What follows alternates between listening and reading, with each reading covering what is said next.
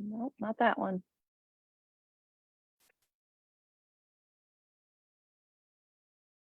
Okay, we'll let everybody in.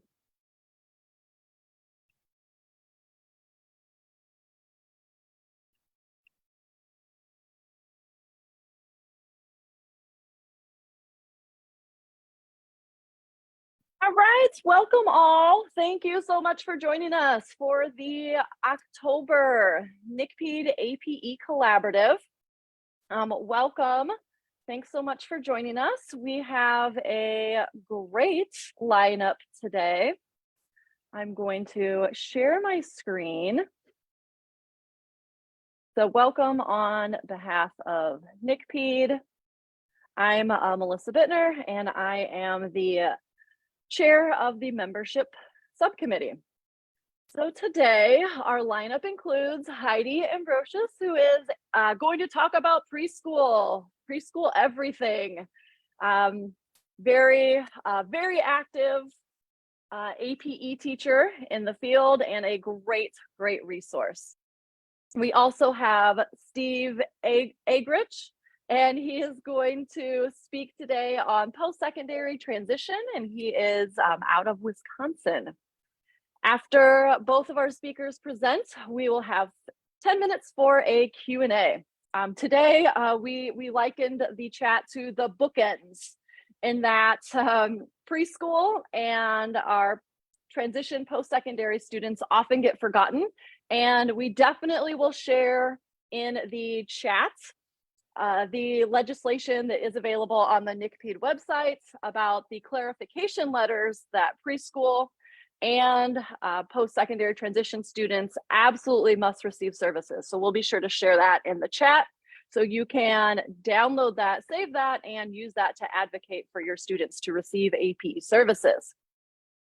As we are inviting everyone today, if you want to go ahead in the chat and introduce yourself, your name, and where you're from, that would be fantastic. And also, as a reminder, we are recording this and we are sharing it. We are live now on NCPEID's Facebook group. In addition, this will be an upcoming podcast on the What's New in Adapted Physical Education. And in addition, this time we are also going to put this recording, the Zoom recording, on NCPEID YouTube, so you'll be able to view it there. So no excuses not to watch this collaborative. So we're making it very inclusive. Speaking of which, I need to get my transcripts going. I'll do that in a minute, my transcriptions. Hello, thank you, big thank you to the NCPEID membership subcommittee. There we go. Sorry for that, the delay in the transcription. Now we're up and going. Thank you to Danielle Musser, the Colorado APE Conference Director and Founder. In the house, we have Andy Pitchford, currently at Iowa State University, and beginning in January, will be at Oregon State University. Of course, our special guest today, we've got Heidi from Moreno Valley, USD, and adjunct professor at California State University, San Bernardino. I'm Melissa Bittner at California State University, Long Beach. And we have Lainey Case from Chico State University. Our first speaker will be Heidi, and Heidi is a CAPE certified APE teacher. So again, really encourage all of you to go get your CAPE certification. Very important for the field that we have national representation of CAPE certification. She got her bachelor's degree from CSU Fullerton, her master's from UCLA, her APE added authorization from Cal Poly Pomona. You just hit up every school in Southern California, huh? She is an APE specialist. So yeah, or an APE teacher. One of my students in class asked me this past week, like, what's the difference between an APE teacher and an APE specialist? Like, nothing, just kind of depending on your school district, what they title it and call it. So at Moreno Valley USD, and an adjunct professor at CSU San Bernardino. So at this time, I'll stop my screen sharing and Heidi will take the floor. Let's give a big welcome to Heidi. Thanks much. Thanks so much, Melissa. I am so excited to be here today to talk about my passion and that is adapted PE for preschoolers. So early intervention, 3 to 5-year-olds. Let me go ahead and share my screen. As Melissa mentioned, I am an adapted PE specialist in Moreno Valley, California, and I've been an adapted PE teacher. This is my 25th year, and this is my 21st year at the preschool level.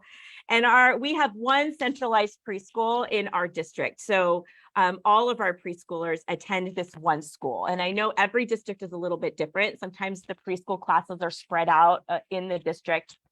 We're very lucky and that we are at a centralized location. So we have 2.5 full-time bilingual school psychologists. We have 6 full-time speech language pathologists, plus they also have SLPAs. We have a full-time CODA and a full-time OT, as well as physical therapy and a physical therapy assistant. And what's wonderful about being at a centralized site is we can all collaborate. We do collaborate a lot. So this is just a little bit about me. I could talk all day about preschool, so I'm going to try to move through my slides pretty quickly because I don't want to miss anything. And Melissa already did a great introduction for me. So thank you to Dr. Amanda Young. These are some slides that we collaborated on for our NAPEC presentation, and I asked her permission to be able to use these today as well. Why do we need to look at making sure that we're providing early intervention services? Because we all know, being in the field, that early intervention is very, very, very important. And so these slides just give us some research-based information to show us the importance of early intervention, and that we know that this is a very critical time in development for young children, that between the ages of 3 and 5, that neuroplasticity is kind of at its prime. So we need to tap into that. And I can tell you firsthand, seeing the progress that our students make. And I can't imagine if those students that I'm working with, if they hadn't received those adapted PE services, how delayed they would be in their gross motor skills when they are turning 5 and 6 years old, if they hadn't been receiving those services. So this is just some of that background. And one of the other things that I've noticed, and this is not research-based, this is just from my own personal experience, is that we definitely have seen, being out in the field, that often students that receive early intervention for their gross motor skills, those adapted PE services at the preschool level, don't require as much support. They do make progress. They do gain a lot of the skills that they need in order to participate in their least restrictive environment for PE. So we definitely see that firsthand, and there is a lot of research out there to support that as well. Oh, sorry, I'm trying to go to my next slide and it's not loading. Give me 1 second. Not sure why it's not loading. Hold on.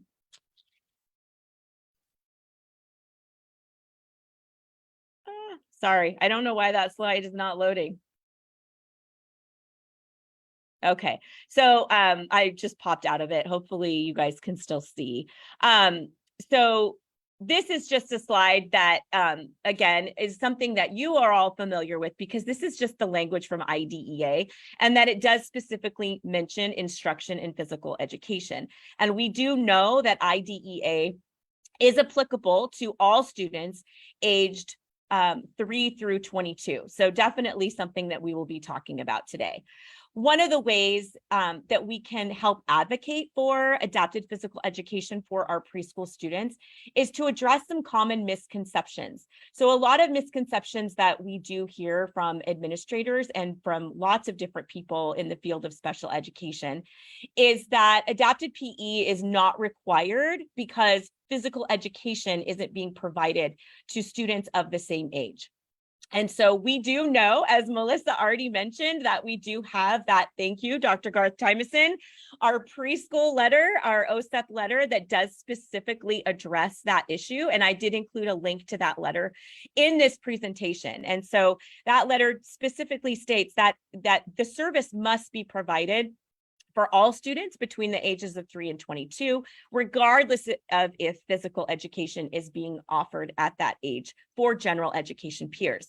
In the state of California, formal physical education isn't required until first grade. So even in our state where we have specifically in our adapted PE guidelines, in our California Education Code, as well as IDEA, that adapted PE is a service that should be provided, we do have a lot of misconceptions about that in our state as well.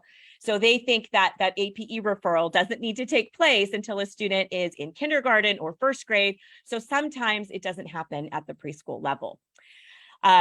Sometimes we also hear the misconception that physical education is not considered an instructional area. We all know that it is specifically mentioned in IDEA and that it is an instructional area. So where I hear this the most is oftentimes we hear maybe a school psychologist has assessed a student and they don't feel that that student requires any special education. They're saying they're not eligible for special education because they don't need any academic support, or maybe they don't need any speech and language support. But if their gross motor skills are affected to the point where they're eligible for adapted PE, and they do have a medical condition, an orthopedic condition, or some other type of medical diagnosis that would make them eligible for special education, that we know physical education is part of education. So sometimes we have to explain that as well. We also get the confusion that adapted PE doesn't have its own eligibility category, such as speech and language, and that because of that, adapted PE cannot be a standalone service. Now, I know it's looked at different in different states. Here in the state of California, we are a direct service, so we can be the only service or the primary service that is received if a student is eligible for special education. Typically, we do see that with students under the categories of orthopedic impairment or other health impairment, but technically it could be any category. And also that if a student receives physical therapy, they do not also need adapted physical education services. We know a lot of times we hear, well, we're addressing the gross motor issues by looking at physical therapy. Well, that's just one aspect of gross motor. As we know, typically our physical therapists are looking at mobility and access to the educational environment. They are not educational professionals looking at curriculum, looking specifically at physical education and how the student can access their least restrictive environment for physical education. And we do have another link to that OSEP letter that mentions that you cannot substitute physical therapy for adapted physical education services. So if a student does have adapted physical education services on their IEP and they go to a different district, that cannot be substituted. This is just a screenshot of the wonderful preschool letter that I have framed, because this is a great resource for us when we are advocating for providing those services to our preschool age students. And this is just a quote from that letter. I also included the Shape America Adapted Physical Education Guidance document because it does also specify that, again, adapted PE is a service that can be offered to any student who does require the service from ages 3 through 21. So just more resources for advocating for our students to receive those adapted PE services when they are at the preschool level. So once we're looking at providing those services, we have to look at specifically assessment, right? That's going to be our first step. So what does that look like for preschoolers? I often get student teachers or students or other adapted PE teachers that contact me because they are not used to assessing students at the preschool level. And they really don't know how to do it because it is very, very, very, very different. So a lot of universities have started including specific instruction on how to assess preschoolers in and students birth to 3 to 5 for adapted physical education services, because it is very different. So the students are very, very young. They most often are not going to be able to participate in direct standardized assessment, especially if they are delayed. So we have to think, okay, I'm assessing a student that is turning 3, and developmentally, they're going to be significantly lower than that. So this just kind of talks a little bit about assessment. And again, I will share these slides with you guys because I know I'm almost out of time already. So just some other things to look at. There is also a link to a bunch of assessments that you can utilize specifically for preschool aged children. And I also included one that I'm working on developing, and I would love some feedback from everybody on this. Because of the rise in the incidence of students on the autism spectrum, I have kind of developed this checklist with reciprocal gross motor skills. And it's looking at does the student have those needed skills that they need to be able to participate in those reciprocal motor activities to participate in physical education. And then this next part just talks about different service delivery models. So it's very important because we also have teachers that do want to work with their preschool students and they don't even know how to begin doing it. So there's many, many different ways that we can provide services. We can do that push-in or whole group push-in model where we're pushing into the classroom where we've got the support of the teacher and the aides. We can do station work, which is very structured, very organized. Then we also have some collaborative services. So, well, I don't know why my mouse is going the wrong direction. Sorry about that. Where we can collaborate with different service providers. So we can collaborate with our OTs, our SLPs, our PTs when we're providing service, and collaborative models can work very, very well for students within this age level. So I will definitely share these slides with you guys so that you can delve into this a little bit more. So bringing it all together, I just wanted to say that, we want to make sure that we are providing adapted PE services to our students between the ages of 3 to 5 years per federal law.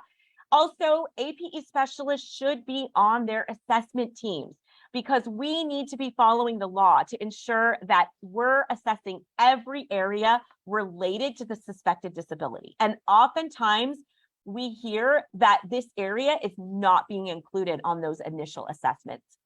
Assessments need to be appropriate for the chronological age of the students, as well as their developmental level, and that adapted PE services can be provided in many different models in order to best meet the student's needs.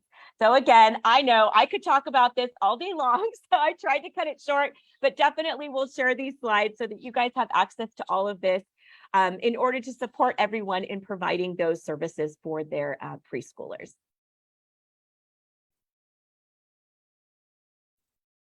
Yay, thank you so much, Heidi. That was fantastic.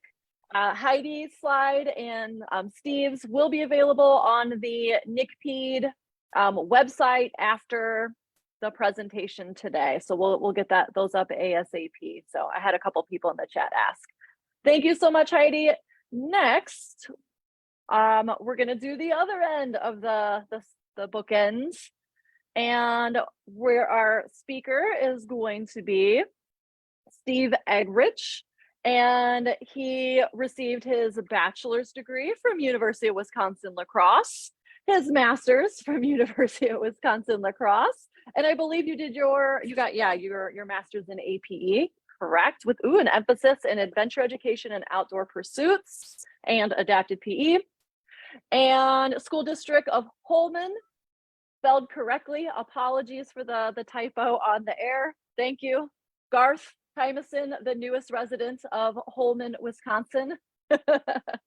And there he is the APE teacher at Holmen High School, adventure coordinator. And he currently teaches the Trails program.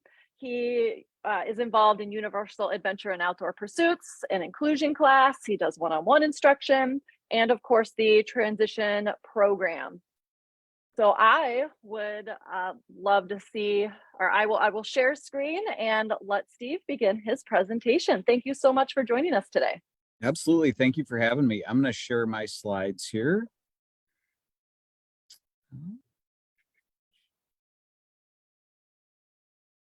Just a second.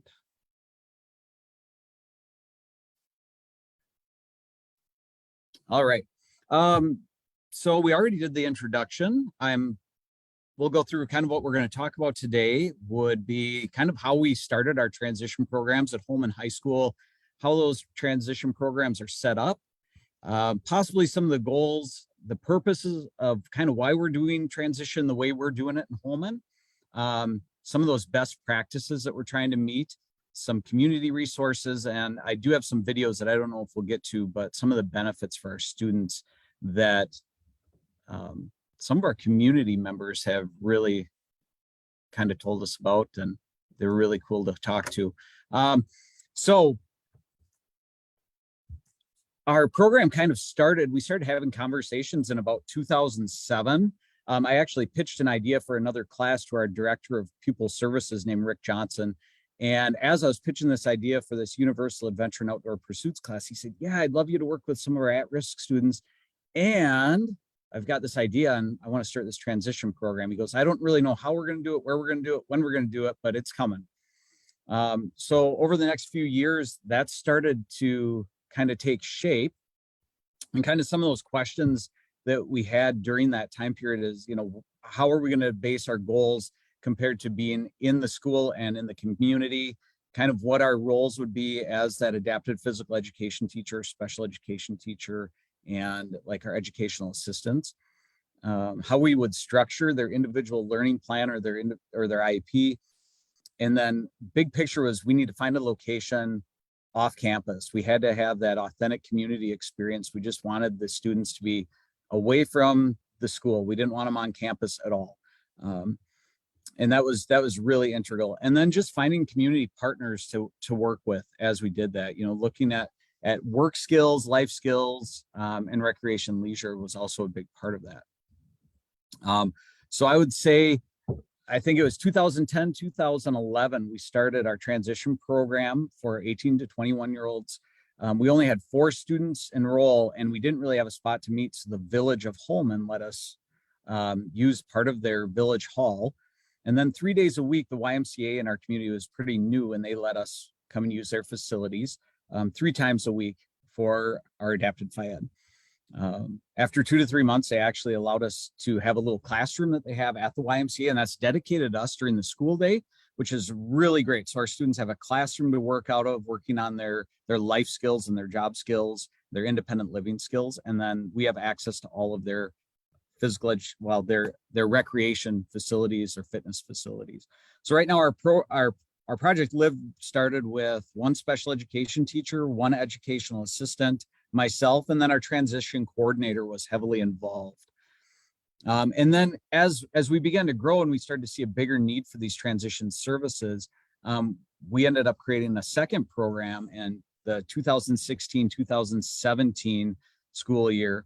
But the adapted Phy-Ed for the first 2 years of their program was actually included at the high school in our adapted physical education class.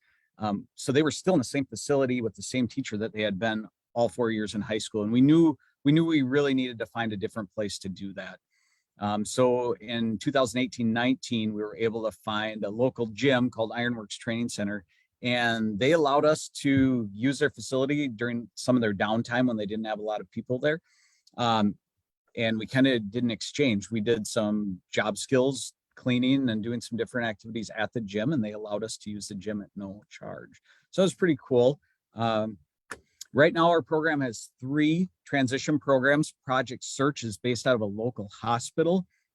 Theirs is definitely more of a job-based program. They're getting a lot of different job skills, and they rotate between departments at Gunderson Lutheran Health System. They don't really have a chance in the day for any adapted physical education. Most of the students that are in Project Search never qualified for adapted physical education. Then we have Project Live, which is based out of our YMCA. Most of those students are looking at really working to be independent or semi-independent when they are done with the program. And then we have Project Bridge, the students in Project Bridge are not going to be, they probably will not be as likely to have that independence as our Project Live students do. So Project Live, and we don't need to talk a lot about this, but they're really focused on that job training, daily living, community participation. As far as a recreation leisure, we're working on lifelong fitness, developing an interest in a bunch of different activities, how to plan and participate in those activities, social skills and team building. And then Project Bridge, again, really looking at assisted work skills and career skills, just so that it's supported employment, focus on developing appropriate work-based behaviors, job skills, that sort of thing. they work on preparing meals and caring for clothes and that sort of thing too. And our goal with physical education for them is really to get them that physical activity and trying to teach them some activities that they can do while they're with their families. So the main goal for us when we started this program was to give our students the knowledge and skills they needed to independently or semi-independently incorporate physical activity and recreation into their adult life.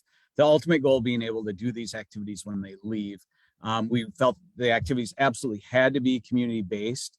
They had to be off campus. It was important that to us that the things that we do every day as just people that recreate, we needed to provide those same options for our students that were enrolled in our transition program. So like in La Crosse area, we have bluffs, we have lakes, we have rivers, we have 4 distinct seasons. You know, how can we participate in physical activity in this area? And we also want to make sure that the activities that we're teaching are focused on what the parents want, what the students are interested in, just so that they can be active when they're done with our program. So we'll get into some of the different activities that we do. Okay, here's how Project Live is set up right now. I see them 2 days a week for about 40 minutes at the YMCA. Their memberships are actually included at no charge. So they can go after hours also. Focus on strength, cardio, Tabata hit workouts, using apps, how to exercise on your own. We join classes quite frequently: Pilates, Zumba, spinning, chair yoga, chair interval strength, group strength, on-demand fitness, recreational and leisure activities that we do: ice fishing, hiking, biking, swimming, disc golf, bowling, regular golf, archery, just anything that we can figure out around the community that would interest our students. And we have a lot of conversations at IEP meetings and with their parents on what activities do y'all do, so that we can incorporate those into class. Project Bridge, again, very similar. We do 2 days a week fitness and 1 day a week recreational leisure. And then sometimes we do combine live and bridge when we can for some of our rec leisure days. And our recreation leisure days are a lot longer. They're about 90 minutes rather than that 40 minutes. So we can go out into the community and participate in those activities outside of just the fitness center that we're based out of. And one of the big things with that is having transportation. So Project Live has a bus that is dedicated to them. Our special education teacher and educational assistant can drive that. So when we do recreate, we have easy access to get wherever we want to go, which is really important. We're not trying to schedule bus drivers. We're not trying to figure out if we have a bus available. It's just available so that we can do that. That's super important. We're trying to implement, some of those best practices that are recommended by SHAPE for our programs. And so some of them, using an authentic setting is really important. So for us, it's YMCA, BG, the Boys and Girls Club, Ironworks Training Center. Trying to include parents and family members in the planning. We find out the family's interests, what needs they have to recreate as a family or to be active as a family. And we discuss that during IEP meetings. And just throughout the program, we try to have those discussions. Documenting physical education in the IEP. So looking at everything you would look at during a non-transition student's IEP, the frequency, duration, all of that stuff that we all know about. Really trying to teach that independence as much as possible. So how are you going to get to your location? Sometimes we'll have students schedule transportation for themselves, and they'll get to the activity area without the bus. So they might schedule a shared ride, or they might get a cab. Gym and locker room procedures, communication, social skills, that sort of thing. Looking at choosing lifelong options for physical activity. What is available in our area? What is the cost? What do the family members like to do? What is their interest? Individualized programming. We're still looking at the individualized needs of our students. So we do talk to our physical therapists and we find out, is there anything we can be doing for our students that would increase or maintain their gross motor functioning? And again, try to tailor their fitness programs to what they need. I am with them 3 days a week, both programs. And we also have a special education teacher and educational assistants. We have graduate students from UW La Crosse, student teachers, which is great, including agencies and staff. So let's see, improvement of the environment or implement, I can't see this, our screen's in the way here. Evaluating goals and objectives, rules and etiquettes, procedures, transportation, that sort of thing. And collaborating with others on nutrition. Mr. Slusser, our co-teacher, brings in dietitians at times to work with our students, just talk about healthy eating. I know I'm really running out of time fast here. These are all the groups that I've worked with. When we just reach out to people and try to get them to help us. Looking at anybody that will support our program, donate money, help us out with places to recreate, places to be active. YMCA, Knights of Columbus, Ironworks. We have the NASA Squirrel Association in our backyard, and they are an organization that helps people, the elderly and individuals with disabilities, be active in our community. So a whole bunch of them there. Lacrosse archery is great to work with. I'll talk more about them in a second if I have time. UW La Crosse, super lucky to have a great graduate program at UW La Crosse. They have a great adapted Phi-Ed graduate emphasis and adventure emphasis. And for me, this is really huge because a lot of our students, they want to be active just like everybody else, and outdoor pursuits is super positive or super popular, especially around where we are. So having individuals that can teach in both realms is really helpful. How do I modify outdoor activities for our individuals in our transition programs? And these are we had some YMCA members, you can watch these later, but kind of what do they see as the benefits for our students? Looking at their working on their social interactions, a whole bunch of different age groups at the YMCA, seeing people of all abilities, communicating with staff, really working on those communication skills when they're at the Y, greeting staff members, asking questions, they ask for help, learning people's names, making small talk, general skills and responsibilities of checking in every day, remembering to scan their cards, how do they get towels, signing up for classes on their own. So I won't, I'm going to stop going through the slides and just kind of talk a little bit about some of the things that I really think are important. Again, just to kind of recap, finding those community-based activities that all of us love to do and figuring out ways to teach our students how to do them and how to access them. So a lot of times we'll teach them, how do you get there? Who would you do these activities with? How much is it going to cost? How am I going to get home? Who am I going to tell that I'm going? What times can I do the activities? And let me get to, I know it's going to start playing.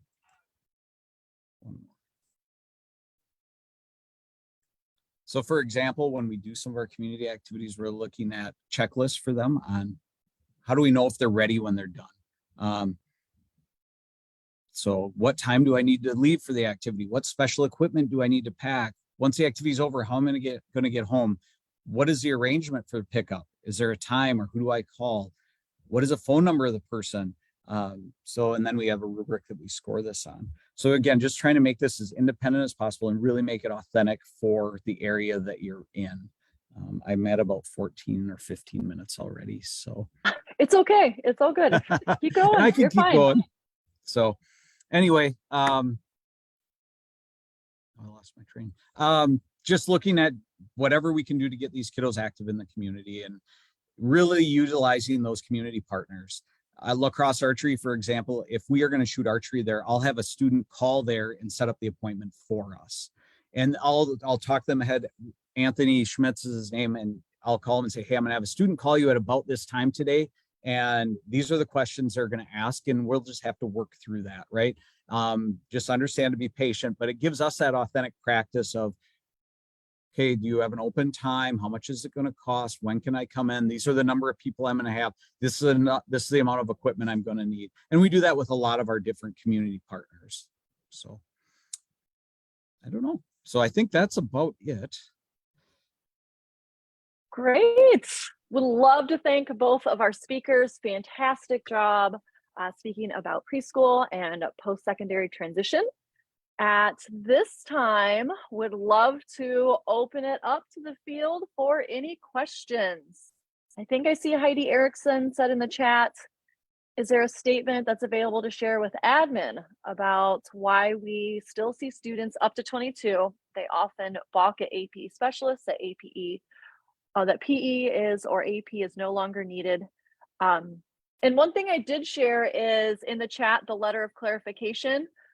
So again, this clarifies federal law that APE, if in the IEP, absolutely can continue to be provided to students until they turn 22. So I put that in the chat again. Garth is raising his hand as well. He's got more to add. Welcome to the newest resident of Holman, Wisconsin. Congrats on your move and your new house, Garth. Thank you. Can you hear me okay? Yep, how good.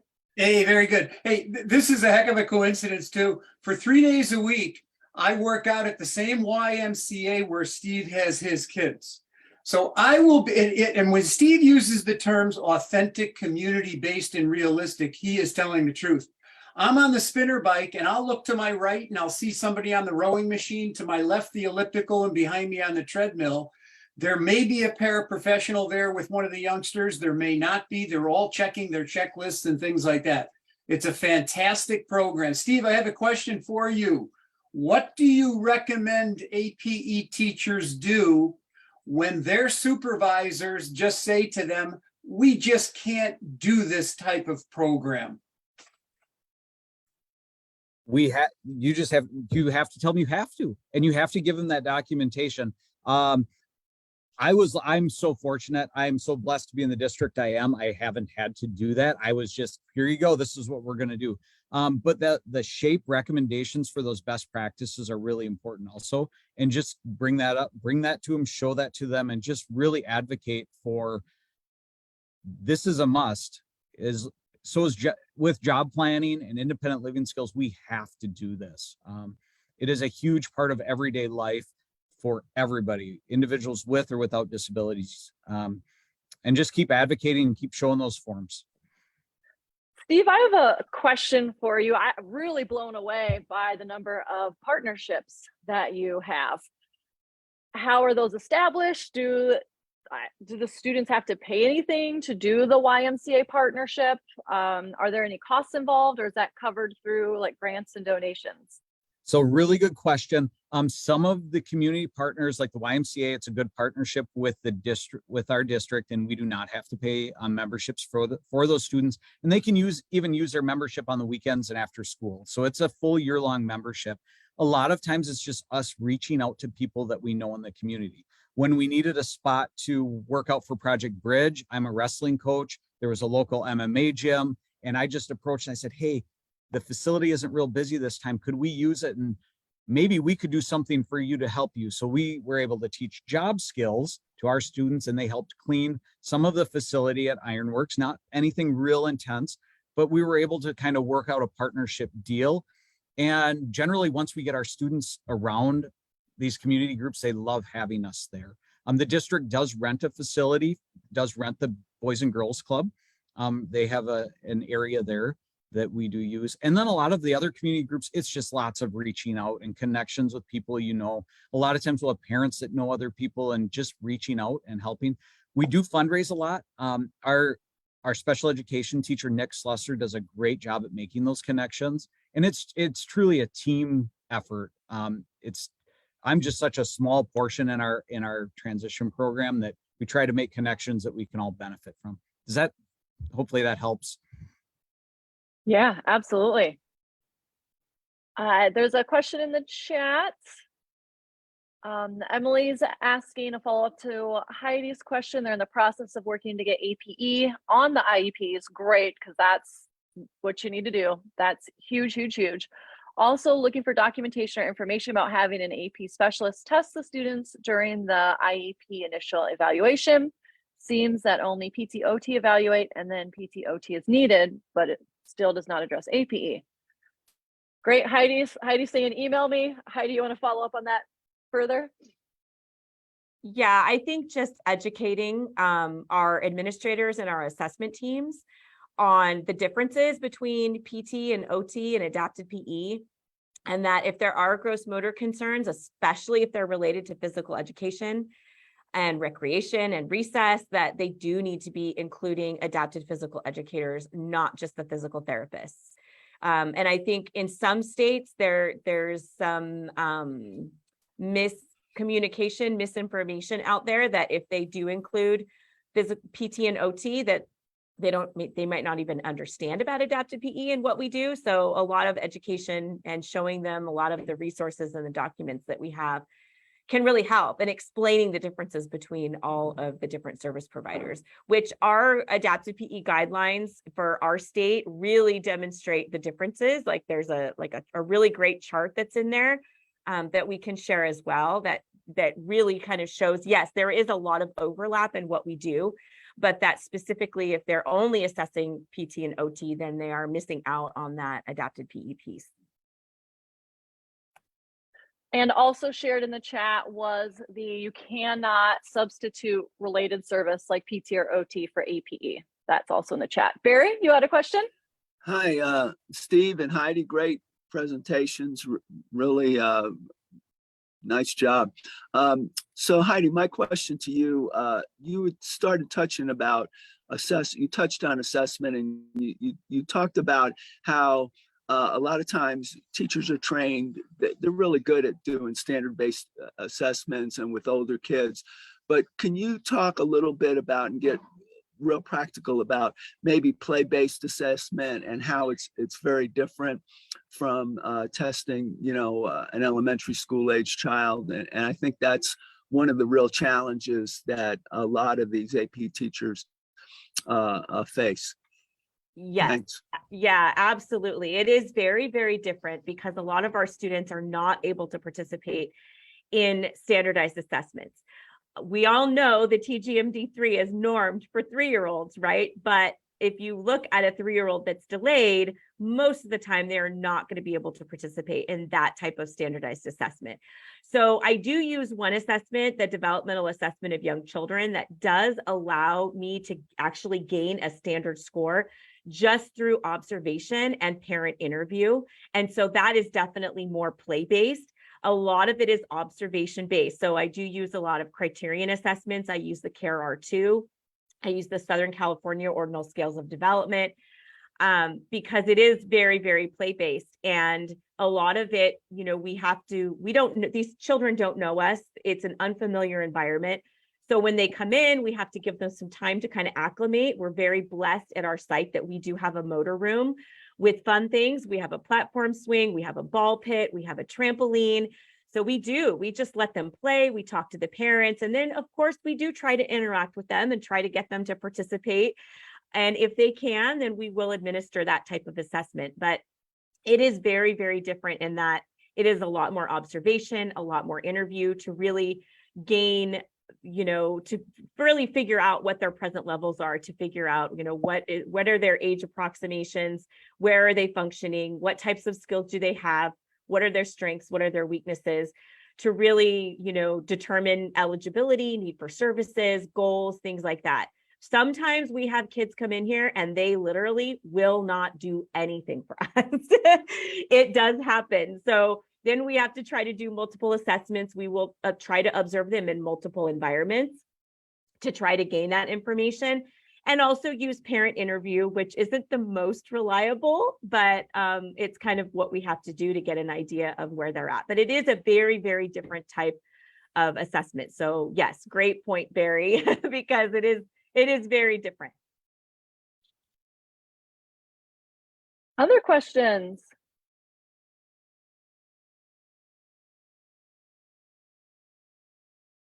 Also in the chat, I put a link to Heidi's reciprocal checklist for early childhood APE. That's a fantastic resource. Thanks, Heidi. I've also been trying to follow along and add all of these links as well into the Facebook Live group so you can access all these as well.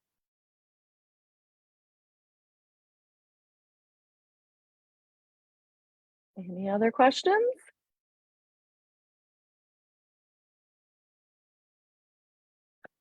All right. Well, thank you so much again to Heidi and Steve. Two fantastic presentations. And again, just to reiterate, we have several clarification documents that are in the chat, or they're also available. We posted them on the Facebook Live feed, and they're available on the NCPEID website. And those are clarification letters for preschool APE services, clarification letter for 16 to 20-year-olds, and also that related services like PT, OT, et cetera, cannot replace APE services. Very important. So again, use those documents to advocate for our students. Also in the chat, I put a link for any recommendations for future NCPEID APE collaboratives. I know we have a lot of great ideas coming here soon. We're going to have upcoming, we've got several really great ideas. We dates will be forthcoming, but we're going to have Cynthia Vargas, who is a lawyer who very much knows APE. Oh, I'm seeing some head nods. Yes, she spoke before at the Southern California APE Collaborative, and it's fantastic. So legally defensive IEPs. So she'll talk about that. We're also going to get the Colorado group. Huge shout out to Colorado, and that they recently had their APE added. Yay, Danielle's in the house. Their APE added authorization APE endorsement was approved through the state of Colorado. So we're going to have Brian Whitgren and others, a panel, come and discuss their process, their hurdles, and share some resources in case you want to lead the fight for your states to get an APE endorsement. We're also in January going to have the APAC, the new APAC board, come on and discuss updates and changes to the APAC journal. So that will also be forthcoming. So a lot of great ideas coming up for future NCPEID APE collaboratives, and we'll get dates out to you shortly once they are officially scheduled and in the books. So thank you all again for coming, and a big shout out once more to Heidi and Steve for this fantastic presentation. Yay! All of the resources, their slides will also be posted to the NCPEID website. So thanks all again for joining us. Till next time. Bye all.